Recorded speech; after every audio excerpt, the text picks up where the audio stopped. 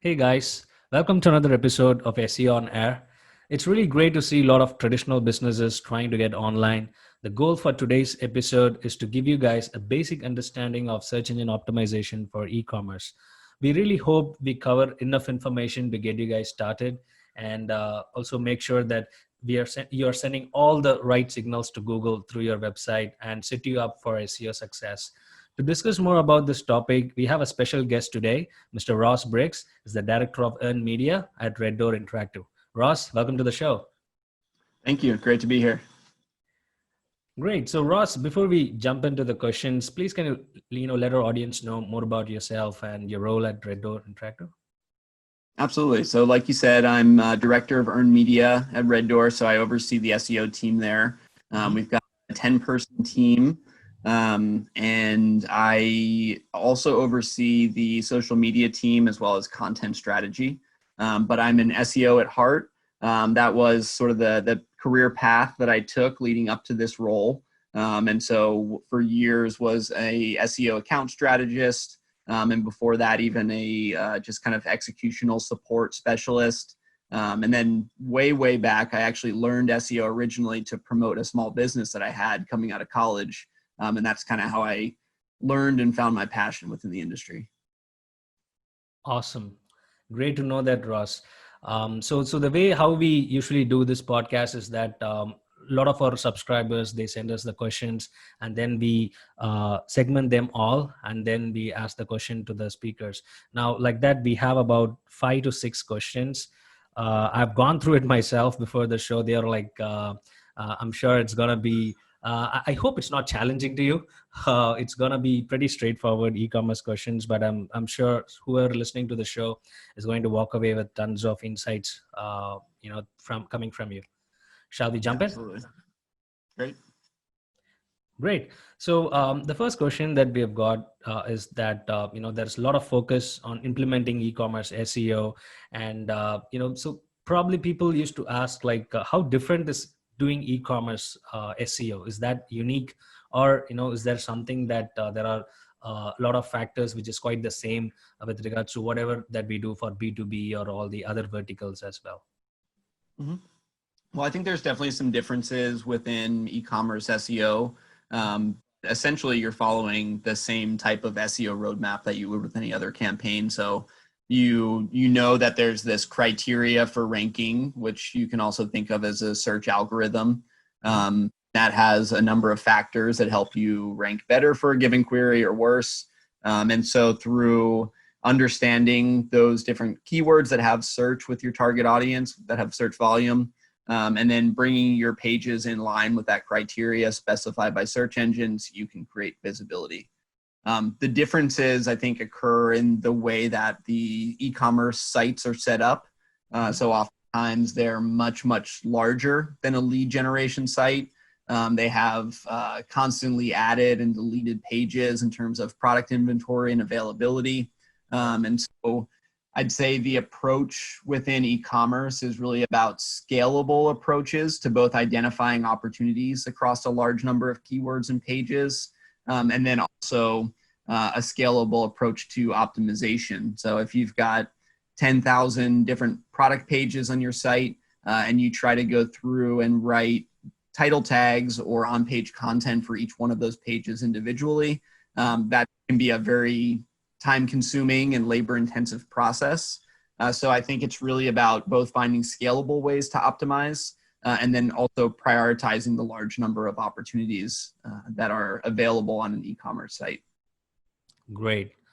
So I think when it comes to e-commerce, the place where people they get stuck in terms of the content strategy is whether to go all in and focus on the category pages, or should they go ahead with the product pages and try to outrank, because there's a lot of times that you see Amazon's products getting ranked up. So people tend to try to rank their products or the category pages. So what is some of the best practices from the content perspective? Which pages should be focused on to rank higher?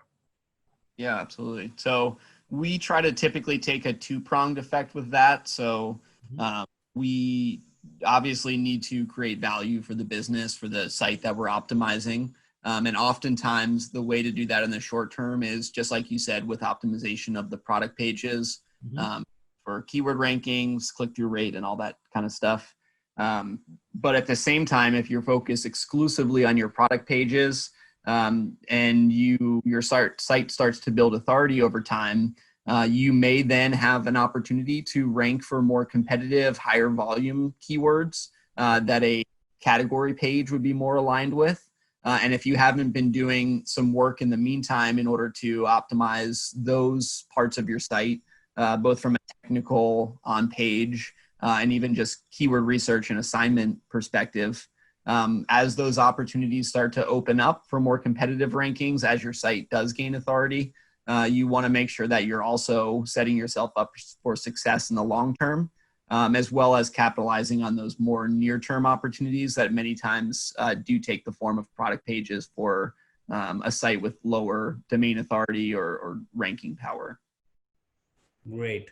So Ross, let's take a step back before we even jump into the core optimization.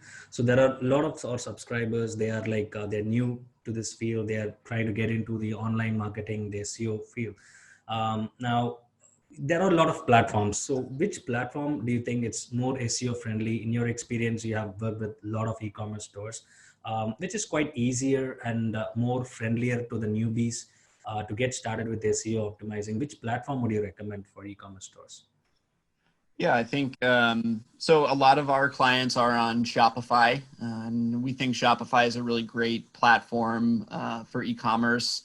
It does have a learning curve associated with it, but the nice thing about Shopify is that it also has a really great community surrounding it.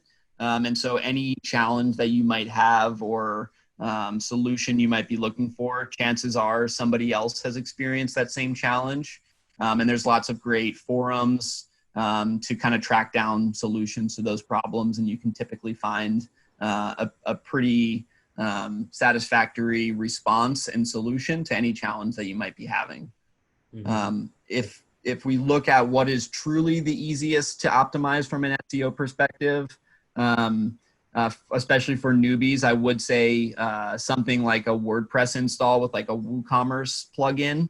WordPress is an extremely SEO friendly platform. You have plugins like Yoast SEO that can help you to both take care of things from a site-wide perspective, as well as set custom metadata, canonical tags, all that great stuff from the plugin itself.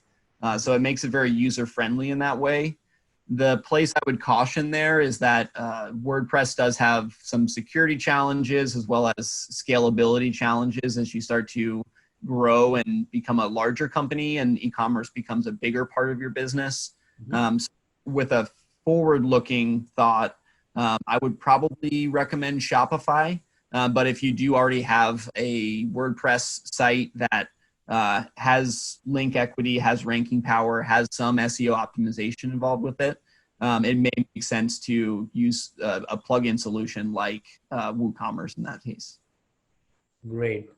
Awesome. So now let's zero in on Shopify and let's look at so now that the store is being set up and the products are ready, now where the e-commerce store owners they go wrong is that they simply upload the entire inventory. Probably some of the descriptions would be taken up from their manufacturers and they just bulk upload it. So what would you recommend to for people following such practice? And because most of these descriptions will also be the same for hundreds of other websites as well. Right, absolutely. A big problem that we definitely see. And depending on the audience and how familiar you are with SEO, you realize that duplicate content is a challenge, both internally duplicated pages on your own website, and then also external duplications of website of content that can be found across multiple websites. Are a smaller retailer working with a manufacturer. Typically, that manufacturer may have greater domain authority, probably had the content indexed before you got it onto your site. And so that content is going to be canonicalized to that manufacturer's page. And your page, if it is a complete duplicate, is not going to earn a page one keyword ranking simply because Google doesn't want to have multiple pages on page one that both lead to the exact same content. Okay. But the challenge here, I think, is in then understanding how do you take, potentially thousands of products and scale unique content to those pages. So I think really it goes back to the idea of setting priority, understanding what are your greatest opportunities and starting to optimize from the greatest opportunity from a traffic and conversion perspective, and then scaling back to the pages with lower opportunity and sort of prioritizing in that way. Also have seen some success with machine created content. And I'm not talking about the old school text spinners that drop in thesaurus creations of each word and make it almost unreadable. Are some really good solutions these days that do produce human readable, useful content that is sort of based on different database values and things like that that can really pull in some useful content to a page.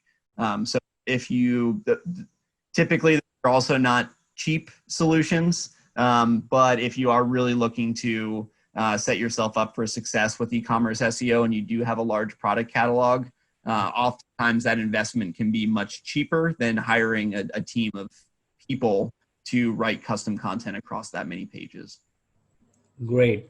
Now for this content, Ross, we know people will be looking at doing a keyword research, and there are a lot of materials in the web available on how to do keyword research and all things. But specific to e-commerce, for example, someone's selling shoes online, directly they might be picking up, because the beginners have the habit of taking keywords directly with having a very high search volume and then thinking that they can rank that for. But we've heard a lot of experts say that, going after such single keywords or those kind of things don't really benefit in terms of sales. Now, how would you advise the beginners who are starting up with these stores, and how to do keyword research for such stores? Yeah, absolutely. And a lot of times you also kind of get into that challenge where you're trying to rank for a keyword like sneakers, and you've got Amazon on page one, you've got Nike, you've got Adidas. And so part of it is just looking at the SERP and making a realistic assessment of, okay, who am I going to knock off of page one here? And is that realistically possible? Does it seem like my company has a place on page one for this keyword? Or is that going to be such a high level of competition that, I can optimize for it, but I'm going to be sitting back on page 3 or 4 and not get any click-through rate. So two kind of data-driven keyword research methods that we use in order to deal with this. The first would be a gap analysis approach. So identifying a few sites that have similar domain authority, like the Moz metric or domain rating from Ahrefs, and then doing a gap analysis approach to look at all ranking keywords for those sites compared to the client site that we're optimizing at the time. And if we identify from a gap analysis approach the different keywords that those sites have earned rankings for, especially if we can identify a place where maybe 2 or 3 competitors have page one keyword rankings for a set theme or keyword topic, we know that going after those keywords is going to be productive because there have been success demonstrated by multiple competitors on that front. So really our approach to right sizing the level of competition per targeting. And then to the other question that was raised around not just chasing volume, but chasing conversions and value from a traffic perspective.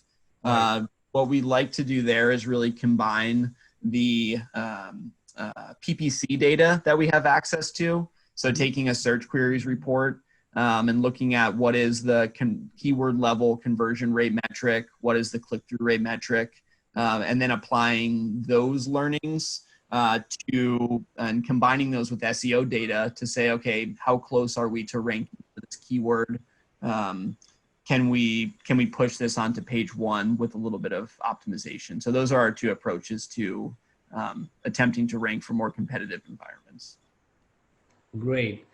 So yeah, that's a great insight in looking at the paid campaigns perspective, because that gives the real data in terms of the impressions, the conversion, so they can literally go after it. So it doesn't really hurt, right? So instead of waiting for the whole year, and there are a lot of ways that it can go wrong, but just spending some $50, $100, running some small campaign itself, you could get some more data, right? That you can really depend on compared to the third-party tools, search volume stats. Right. Absolutely. Great. So now once we get these, so far what we've covered is we've covered about the platform, how to choose what whether category page or the product page to focus on, and how we address the product description duplicate that happens quite a lot in the industry, and also we covered briefly about the keyword strategy itself. Now, after doing all these things, and if the site is ranking well, still one the challenge that is there for SEOs globally is the rise of the zero click searches, and we are hard pressed on. There's a lot of not much of a difference between an ad and an organic listing. So what are some of the tactics which you would suggest for e-commerce sites to implement so that they can get or increase their click-through rates on the SERPs? Yeah, absolutely. And that is a big challenge. And I think every year we see Google rolling out more and more ad formats that do start to blend in with the organic results, as well as just as you mentioned, the zero click results, where the question is either being answered on the SERP or the traffic is being steered back to a Google property rather than one of the listings on the page. Right. So in terms of click-through rate for these, especially with an e-commerce site, structured data is a big way that we approach this. So enhancing your listings using some of those user reviews, star ratings, price and availability, all of those that can enhance the appearance of the listing on the SERP, can draw a little bit more attention from the audience and get a little bit more click-through rate, can definitely help. The other place that we've been exploring is with the FAQ markup, where you can actually double the size of your SERP real estate and answer questions right on the SERP. And we've seen some really great results from that as well for click-through rate from existing page one rankings. And we always approach it as, one way to increase click-through rate is to rise up in the SERP and have a better ranking position. But if you can increase click-through rate through other tactics as well, then you're essentially accomplishing the same thing there.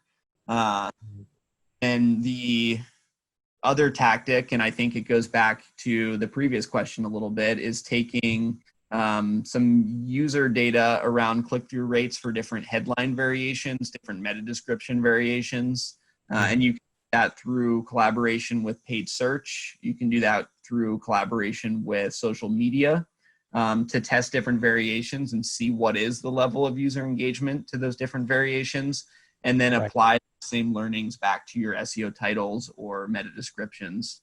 And then sometimes we also even do a user testing kind of route and submit different SERP mockups to user testing platforms to see, if we run 50 to 100 users through the SERP, how does different title tags or meta descriptions influence their choice and where to click? Great, Ross. That is something which a lot of people miss out. They think it's like a one-time activity, right? Yeah, I've completed on-page optimization. That's it. But the real thing is that a lot of experiments, a lot of A/B testing needs to be done on this, right? The titles and Right.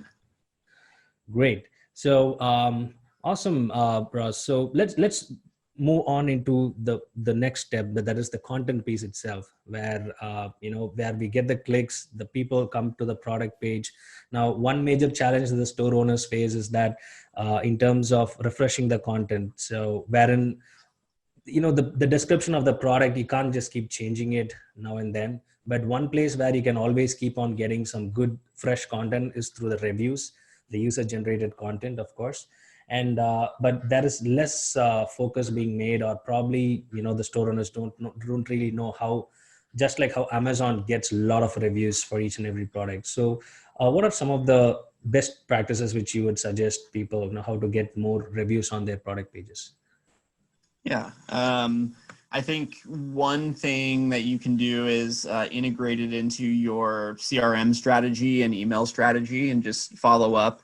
I think that users and customers, uh, everybody loves giving feedback these days. I think in the world of apps and Amazon and the ability to provide that thumbs up, thumbs down rating for your experience, Right. it long way for you for just user experience and the customer's interaction with the brand to hear that you care enough to hear their opinion and you want to improve based off that feedback. Right. So if you can take that communication and put it into your email and your marketing automation system to send that follow up after the purchase and Mhm. let them know that, you know, if they were unsatisfied, they can reach out to customer service and you'll resolve it quickly. And if they are satisfied, you'd love for them to kind of share their experience with other users. And leaving a review on the site would be a great place to do that. So we found a lot of success with that type of a tactic Mhm. and really making sure to get the timing right and to ask the customer when it's fresh in their head. And we found that that both builds brand advocacy and then also, to your point, generates a lot of great, fresh on-page content that can help to feed back into your SEO success. Absolutely. And yes, while getting these user generated content and these things in place, the next biggest part of the puzzle is the conversions itself, because most of the drop offs happen in the add to cart page. And like you mentioned in WooCommerce, there are, I mean, there's not much customizations there in the shopping cart. You have to filter out and, add in a lot of details before even checking out. So what is some of the tactics which you have tried to improve the conversions on these kind of shopping pages? Yeah, I think a lot of it goes back to that idea of kind of search intent Hmm. and understanding what is the mindset of the user when they arrive on the page. Are they looking to immediately purchase, or maybe do they need a little bit of additional information before they can do so? Hmm. And thinking about how you can set up both the content of the page, but also the UX experience and the layout to sort of guide them towards that goal. Many times people, when they do arrive on a product page, they're asking themselves, is this a fair price? Is this the best variant of this product? Is there something better out there? So Right. when you can address those either through directly answering the questions or putting some type of visual content onto the page to address those concerns. Hmm. We find that uh, brainstorming and ideating UX updates through that lens leads to much more successful A/B tests and CRO work than trying to just do some button color variation or some change like that. Hmm. And then the other side of conversion rate optimization when it comes to SEO is obviously the impact that it can have on your rankings themselves. Hmm. So if you increase your conversion rate by 1%, but you lose 50% of your traffic in the meantime, that's probably not going to be a beneficial change for the business. So Yes. you want to make sure that you're addressing the SEO best practices as you are doing any A/B testing or varying any content or layout on the page. And so Google's best practice involves using a 302 redirect for that, which is a temporary redirect, so Hmm. that they start to canonicalize your content over to that variation page, making sure that you have a canonical tag on that variation page pointing back to the original. And Right. then the other thing that we found to be really helpful is trying to match the metadata and H1 content to be as similar as possible to that original page while still allowing the CRO test to take place. Awesome. Great insights, Ross. Well, you answered everything very patiently, and these were very insightful. Like to thank you so much, Ross, for taking your time out, coming here and answering all these questions. So, is there anything that you would like to share with our audience with regards to, any final advice which you will give for these people who are trying to get online with a new e-commerce store? Yeah, I would just say, to wrap things up, SEO is a unique marketing channel, and I think it's one that conveys a lot of value in the terms of it being, if you are, new to e-commerce or new to digital selling, you can consider that SEO and paid search being inbound channels are one of the best ways to get your product information in front of people who are looking for it at that very moment. And that can be a really powerful tool versus an outbound marketing tactic where you might be saying, okay, I know that my audience reads this newspaper or watches this TV show, so I'm going to put a commercial during that content event. Right. That audience can quickly, may or may not be looking for your product at the time. They may or may not be even in your target market. But if you know that if they're searching for the keyword that's relevant to your product, that they are in the market, that they care at the moment, and that they're really looking to consume as much content about the topic as possible. So it's a great low cost way of reaching your audience and reaching them, like we like to say, kind of on their terms. So they choose when to consume the content. And for those reasons, they're much more receptive to it. And you can drive a much higher conversion rate than you can from typical outbound stuff. So it can be a little bit intimidating at first, but I think it's well worth the learning curve, and can be a really powerful marketing tool for any e-commerce site. Absolutely. Nothing like a search intent traffic, right? It has Absolutely. a lot of conversions. So it doesn't really matter. So people who are starting out, here's the thing. So don't look at millions of traffic or hundreds and thousands of traffic. Start small, but try to conquer some of the products where you're really specialized in. And that could be a good starting point. And don't just simply go after the search volume, just like how Ross mentioned. Look for some of the keywords where you can still dominate long form, because there are a lot of, still I think 1 out of 5 queries on Google are still new for Google itself. So people are literally having a conversation with Google these days. So it's not like just focusing on sneakers or all those things, which is definitely going to demotivate you if it's because you're not going to see results if you're going to focus on that. Rather focus on the long tails. Get your products up, and even if you're getting 500 or some traffic to begin with, don't just give up, and keep trying, because SEO is a long form game. It's not like, just like Ross mentioned, it's not like putting an ad and then trying to drive some tons of traffic into it. It's going to take time, but once it starts picking up, you will know for sure that organic is the best traffic channel for getting traffic that could convert a lot, because people are looking for that solution. So feel free, guys, feel free to email us any of the comments, or there'll be a blog post around this topic. Feel free to comment on it, and feel free to send us any suggestions and any more questions to Ross. Feel free to touch base with him. So we are going to link out to Ross' LinkedIn profile, so that you can get connected with him and ask a lot of questions. Ross has tons of experience in e-commerce SEO. Ross, on behalf of the audience, I'd like to thank you so much for taking your time out and coming here and answering all the questions. Thank you so much. It was great to be here and great conversation. Thanks for having me. Thank you. Thank you, Ross. Thank you, guys. Have a nice day. Bye-bye.